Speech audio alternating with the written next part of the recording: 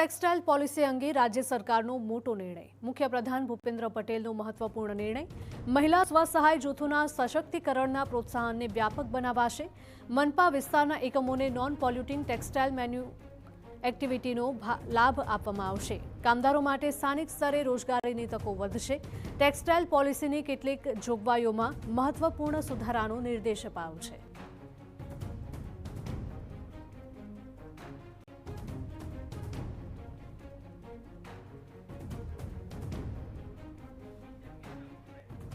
અમારા political editor Kinjal જોડાયા છે વધુ અપડેટ સાથે. કિંજલ, જણાવશો કે ગુજરાત ટેક્સટાઇલ પોલિસી અંગે રાજ્ય સરકારે મોટો નિર્ણય કર્યો છે, શું વધુ અપડેટ?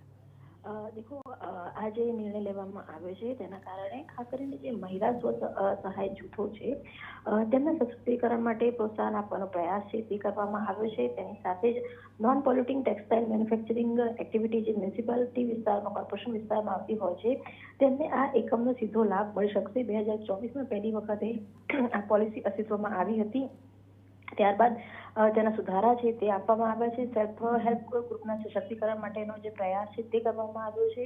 તેની સાથે જ નેશનલ રૂરલ લાઇવલીહુડ મિશન અને તેમજ નેશનલ અર્બન લાઇવલીહુડ મિશનમાં જે પણ સ્વૈચ્છિક સંસ્થા જે જૂથો જોડાયેલા છે તેને પણ આનો જે મળી શકે છે, આનો જે કહી શકાય સીધો લાભ મળી શકે. ખાસ કરીને ગાર્મેન્ટ, એપ્રલ, સ્ટિચિંગ જેવા ઉદ્યોગોમાં અને મહિલા સશક્તિકરણ કરવા માટે જે મહિલા સેલ્ફ હેલ્પ ગ્રુપ છે તેમને પ્રોત્સાહન આપવા માટેનો આ જે પ્રયાસ છે ત્યાં ટેક્સટાઇલ પોલિસીમાં જોવા મળ્યો.